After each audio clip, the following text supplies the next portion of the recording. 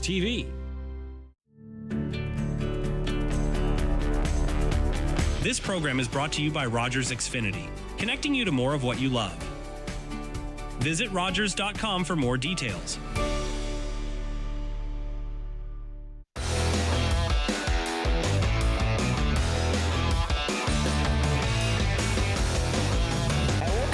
RTV Sports Rap back again, a crew maybe a little light, but we've got lots of personality. Myself, Spencer Byers, Michael Harris, and JC Coots joining us this week, gentlemen. I wish we had a little bit more guys so I could laugh a little bit louder, because the Jays are now down 2-0 in the ALDS. As the other series in the NLCS, the Brewers and Dodgers Game 2 is happening as we speak, so we will not get a chance to talk about what happens in Game 2, but right now it is 1-0 Dodgers after a Blake Snell 10K. What's the Yankees series at?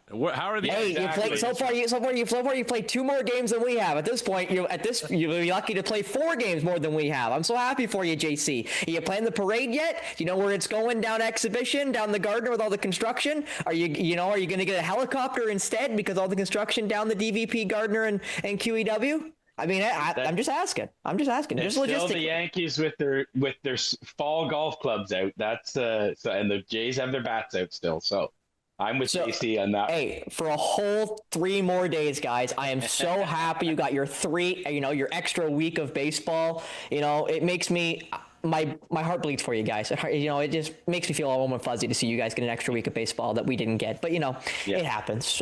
We will talk about it, guys. ALCS down 2-0, the Jays. Game 1 almost couldn't have started better. First pitch, first at bat, George Springer at home at the Rogers Center.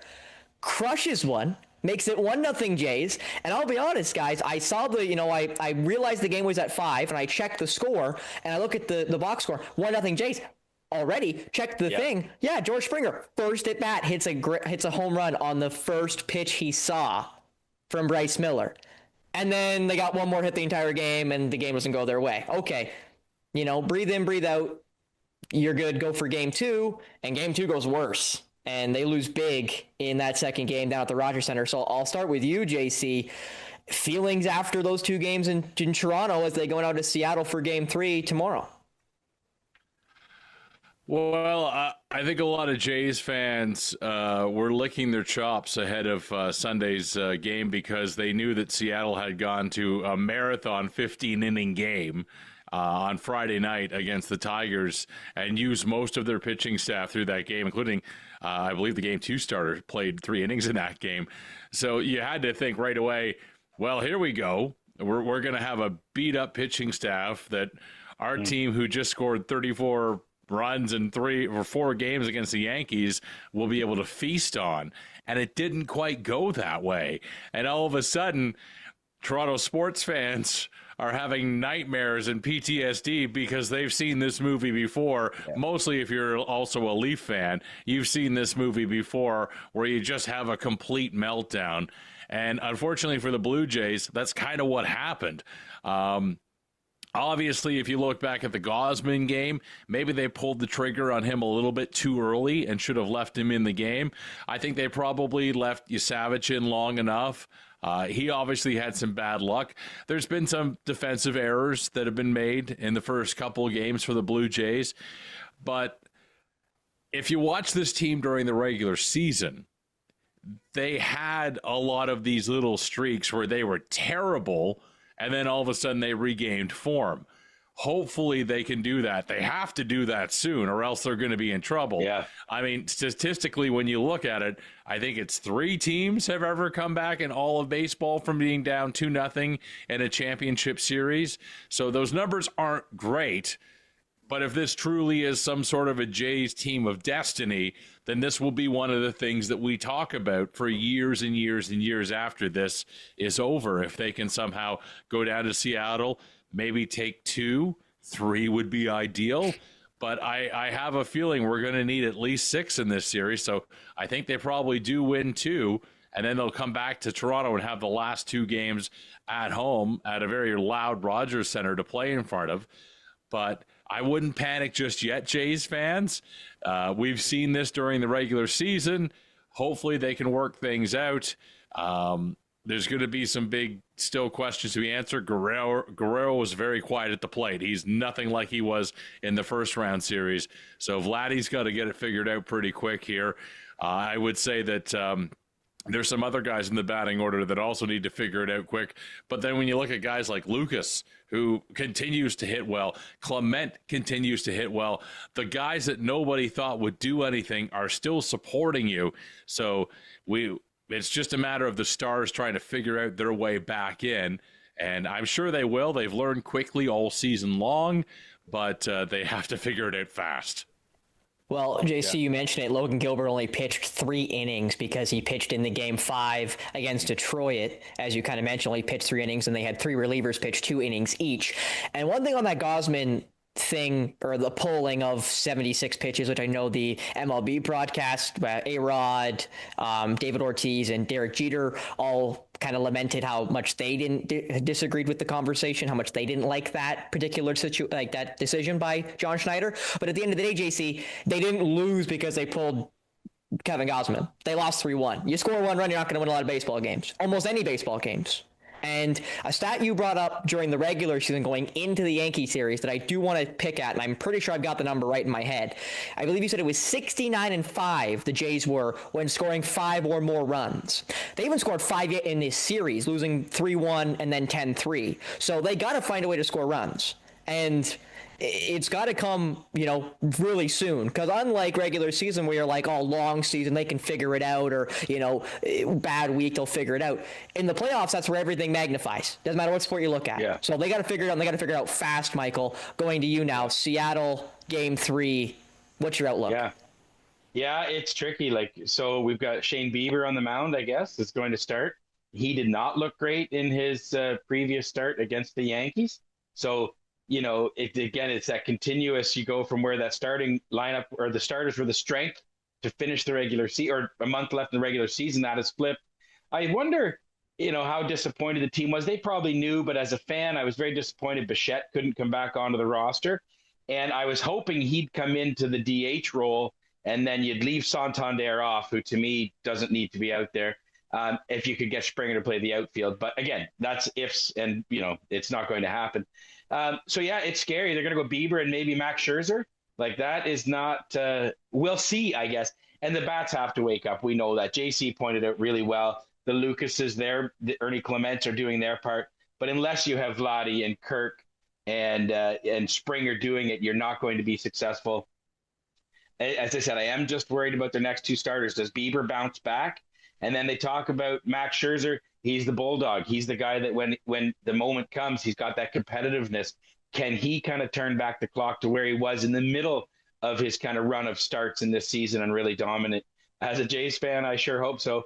But yeah, I missed that first home run in Game 1. I was still getting the snacks together and getting ready, and my son yells up, "It's a good start." And what a thing if you're in that crowd, to go from that home run and the excitement that would have been there for 50,000 fans or whatever it is now, 48,000 fans, to crickets for the rest of the series, I get, or those 2 games. That would have been really some turnaround to be a fan in that building.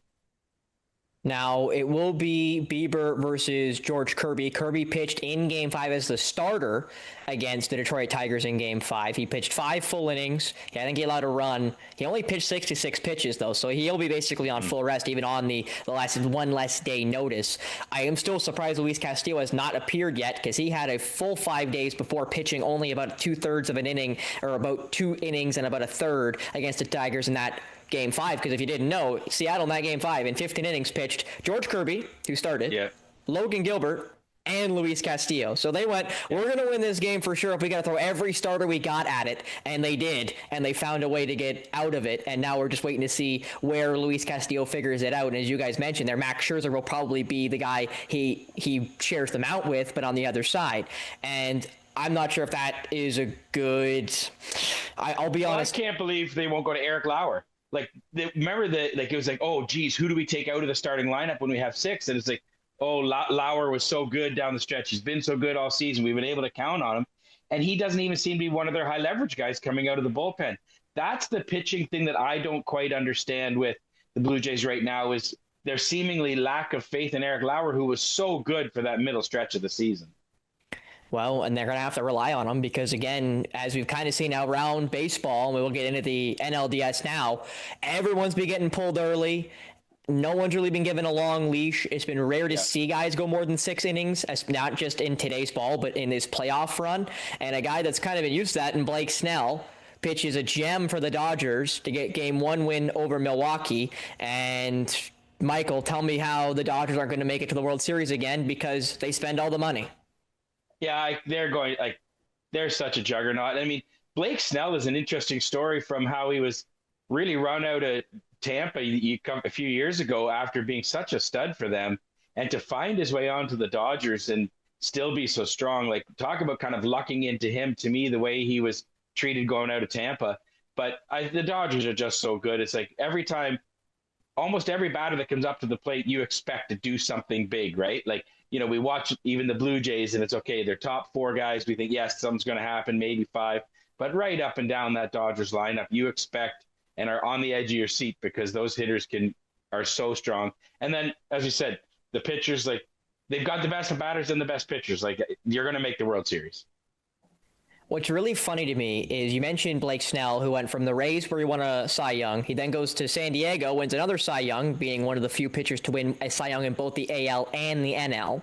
He then goes to San Francisco. He's now in LA. So he's gone from San Diego to San Francisco to LA. So he's been all over the Bay Area. I wish he could have went to Oakland, but now it's Sacramento. So I'm not sure if that's much as appeal for a guy like Blake Snell, who's got the pedigree. And again, as you mentioned, he went 8 full with 10 Ks, pitching the gem that got them the game 1 win against Milwaukee. Tonight, as we won't be able to talk about it, Yoshinobu Yamamoto, one of my favorite pitchers in baseball, will take on another guy I really like in Freddie Peralta. That should be a great pitching battle between those two gentlemen. But, JC, I want to go to you now It's so hard to pick against the Dodgers, even when they say, Ohtani's got to do more, Mookie Betts has a down year, because, again, they spend so much money. And I know as a Yankees fan, it sounds ironic, ha, ha, ha, but, like, the Dodgers spend so much more money than the Yankees do now, than the Mets do now, who spend obscene amounts of money, as you saw last summer with Juan Soto. Like, it just feels beyond unfair. Like, it just, at this point, it's like, why are we even playing the games?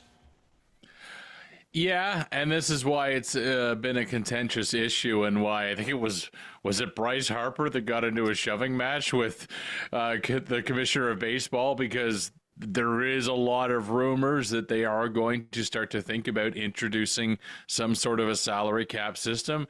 But you know what? All the other leagues do it. So you're the last one not doing it. And now you're getting into deferred payment madness. Ask Shohei Ohtani about that. What's he going to be paid till he's like 65? They're going to carry that contract? Like, that's ridiculous.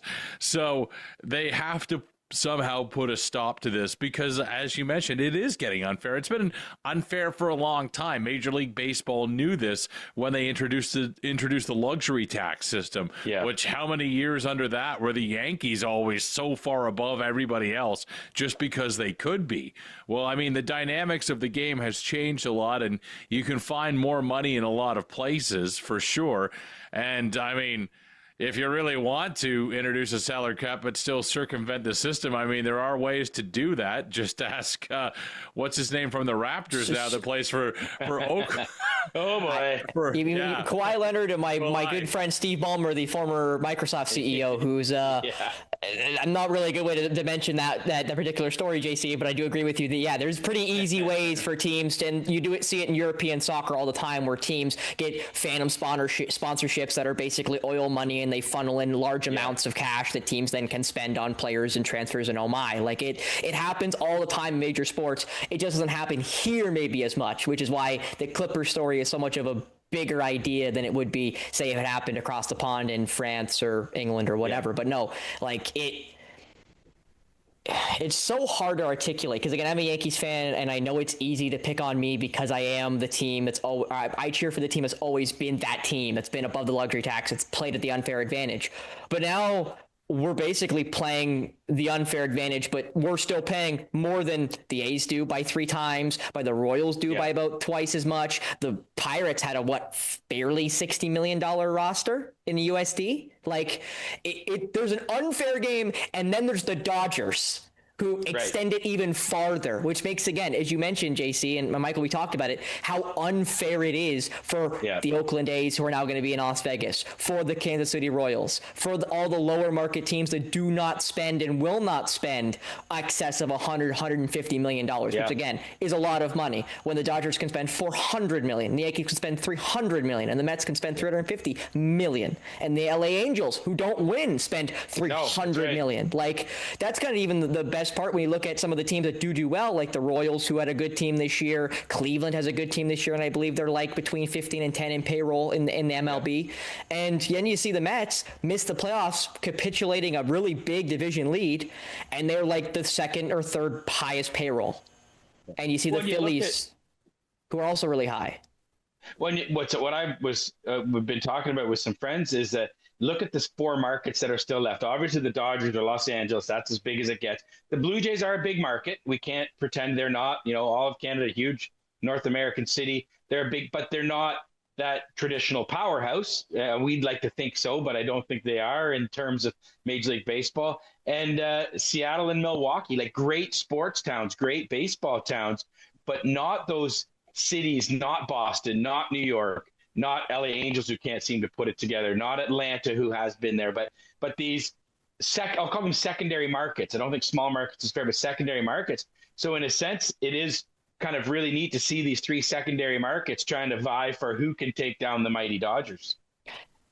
What I love most about what you just said, Jason or Michael, is in America, Columbus is a small market. Milwaukee is a small market, but to us, we're like, that's Toronto, that's Vancouver, like that's a massive place. But in America, where they have 4 times the population that we do, again, it skews everything. Because like Milwaukee's been the story right now with Giannis, and I'm not going to get into NBA right now. We'll talk about them next week with the NBA pre-show. But like Giannis has been rumored to leave Milwaukee because they're not a big market and they can't offer the amenities the Lakers can, the Celtics can, you know, the Clippers can, whatever. And the endorsements and everything. And way Miami, the Heat can, like they are behind the 8 ball in that way. As much as you mentioned, they're a big, like to us, they're a big city. Like they've got millions of people. They are a big market to us, but to the American populace, they're kind of the lower end compared to New York, compared to LA, compared to San Francisco, compared to Miami, you know, Chicago, compared to anyone in Dallas, Fort Worth, you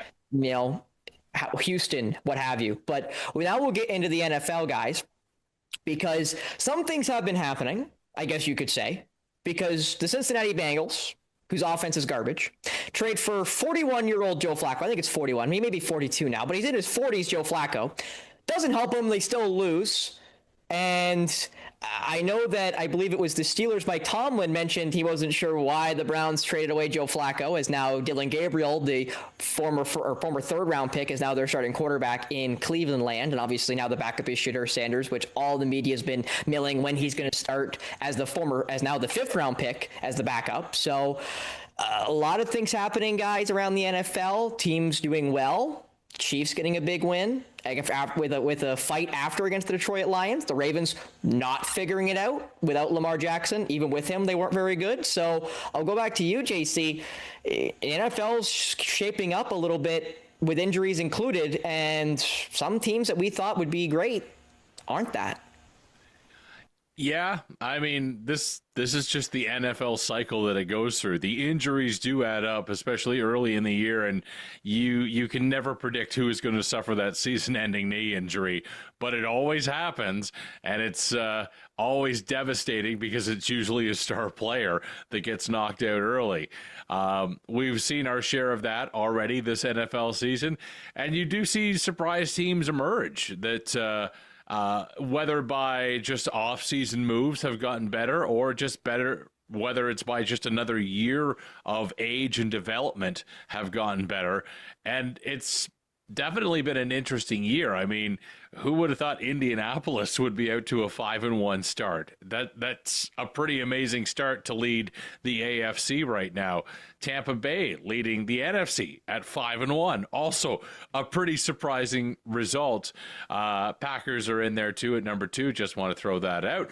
And San Fran's in at number 3, Spencer. So there we go. We're the toughest division in football, man. Rams 4-2, Niners 4-2, Seahawks 4-2, and the Niners injury bug just just continues to knock at my knees and my ankles as Fred Warner's going to have season-ending ankle surgery. And Kenny Pearsall's still hurt. And Brock Purdy might not be back till like the week 12 or 13. Like, JC, I feel great about that number 3 spot right now in the NFC, but my tears are starting to well up, I think, as I know what's coming. Isn't it awesome to let a football team dictate your mood every week? And I know it's been a tough year for the Niners and those injuries, as we've been talking about. But yeah, no, you know what? There's been a lot of definite surprises and a lot of different moves. I never thought the Bills would be 4-2. Like they definitely had a favorable schedule. Who would have thought we would see the implosion in Kansas City, who just do not look like themselves, and Harrison Butker, who's been a fairly reliable kicker, all of a sudden is one of the worst in all of football. It's been interesting to watch the early going of the season. I mean, it is still technically early. Teams can break late, as they always do in football. It is a crazy sport, and any given Sunday you don't know what's going to happen. But you know what?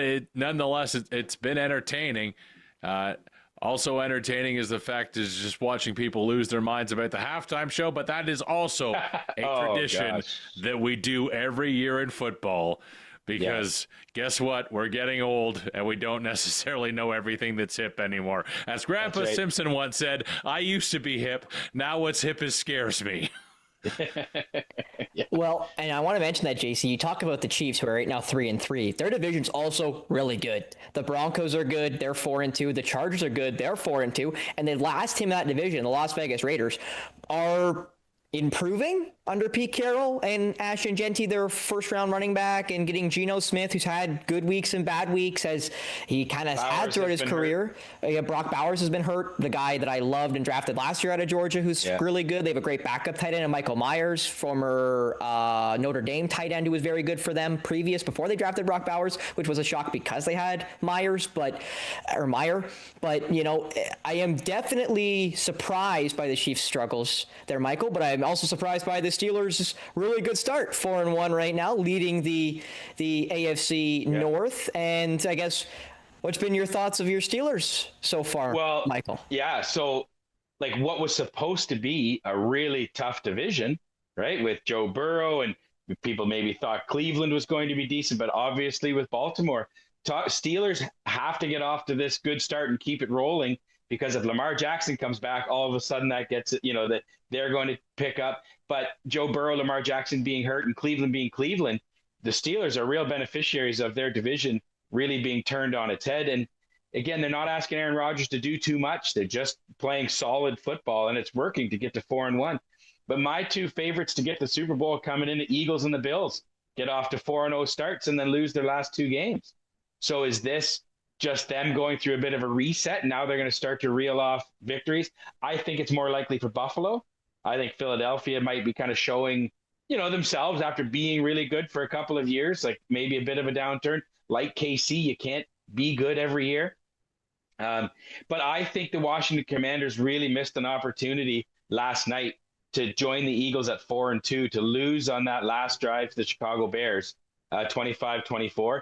Having Jaden Daniels back, I think that was a big time missed opportunity for Washington to really take over that division and show Philadelphia, we've caught you and we're going to keep going in the right direction. So yeah, just really topsy-turvy. And you mentioned Indianapolis, like, talk about Indiana Jones. That's one heck of a nickname to walk yourself into if you're Daniel Jones, and playing so well.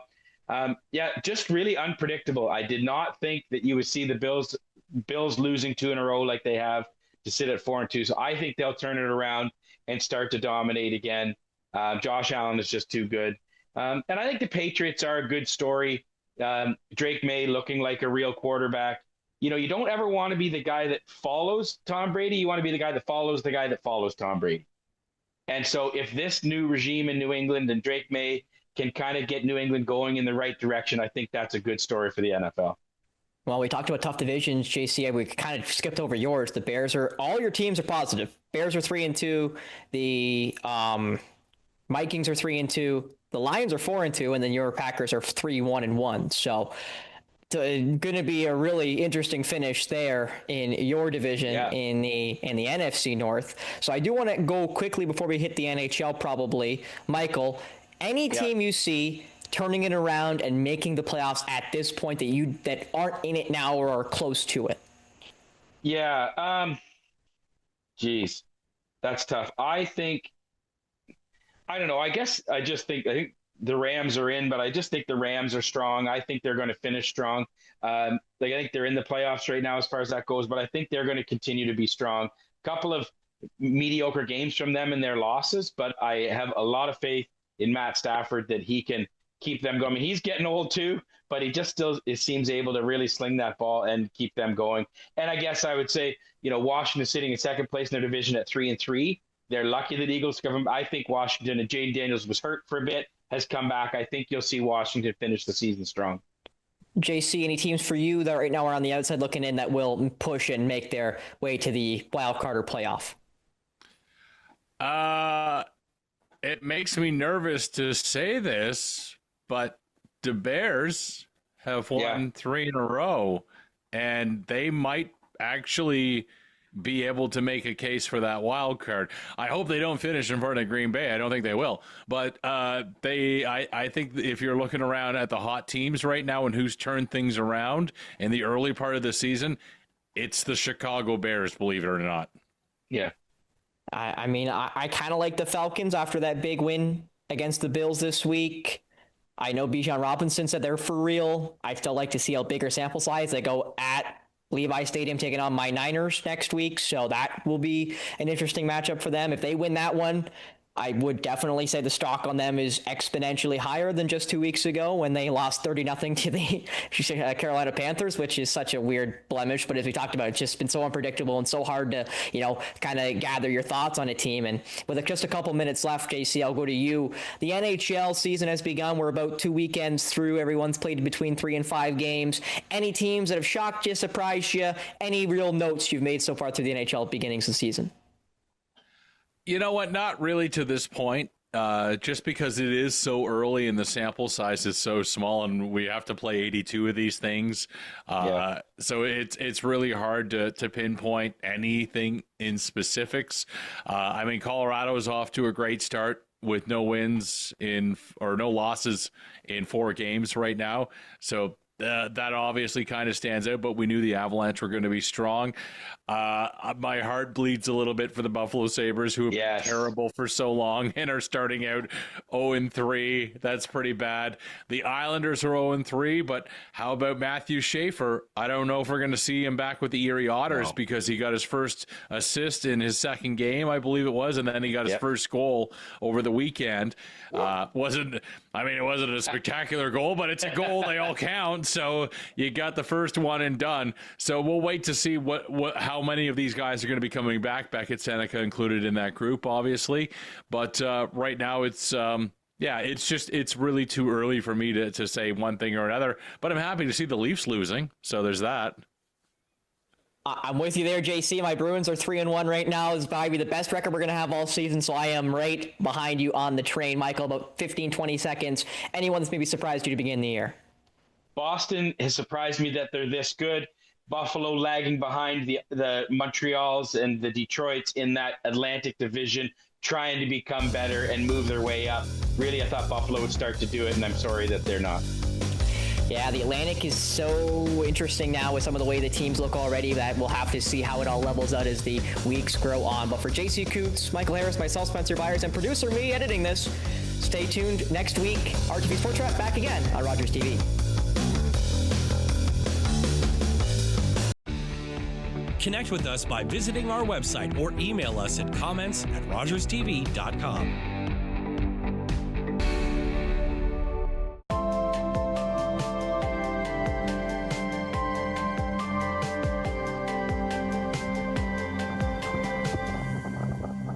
October 5th, 2014, my daughter was hit by a train. She was walking along the sides of the tracks, and it shattered her world. Just like any other job, to succeed in the NHL, you gotta take care of business. You need to know how to motivate fellow employees. Come on, boys! It's important to be goal-oriented.